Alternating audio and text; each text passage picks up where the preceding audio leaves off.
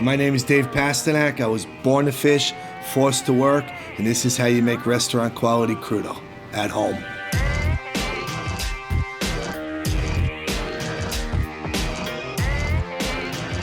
We picked red snapper, which is a fish from the south, very kind of clean, mild fish. We picked fluke, which are coming from Long Island, which is a little bit more flavorful. It's a flat fish. It's gonna have a little bit more texture to it. And then we picked bonita, which is, creamy, a little bit more full flavor, a little bit more complex, a little nutty on the finish. Very methodical about how I clean the fish, because that's a lot of it. I left some meat on the skin.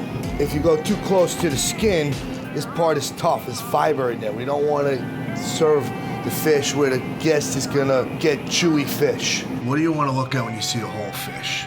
We use an expression, cow eyes, right? You look at a cow and his eyes bulge out of his head, right?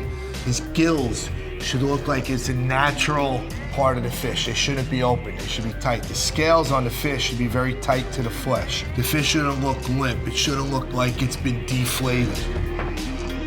I do all the light color fish first, then I go into the darker fish. The darker fish will stain the white fish. We don't want that to happen. So when you cut the fish for crudo, the structure of the fish is different, but basically the method of getting from point A to point B is the same. I suggest that you're gonna buy fish, you have your fishmonger scale it, gut it, fillet it, skin it. You explain to them you wanna leave a little bit of the flesh on the skin, and you bring the rest home and you cut the crudo yourself.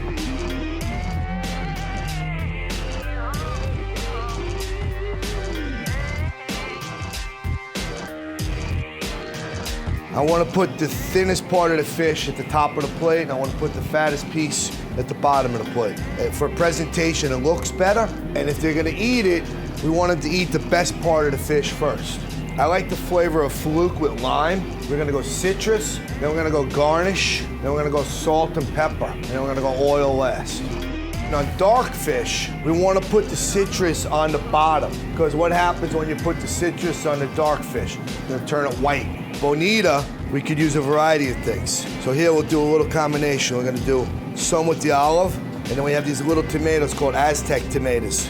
For a little tomato, we pack this amazing punch of flavor. All right, we're gonna use a more rustic, full-flavored olive oil. On the bonita, we're gonna use this Tuscan olive oil, which is gonna be more peppery, more aggressive, but it's also a more full-flavored fish. If you go to the better sushi restaurants or you eat crudo at places that do it right, it's simple. It's fish with very little bit of garnish, very little condiment on it. It's about fish.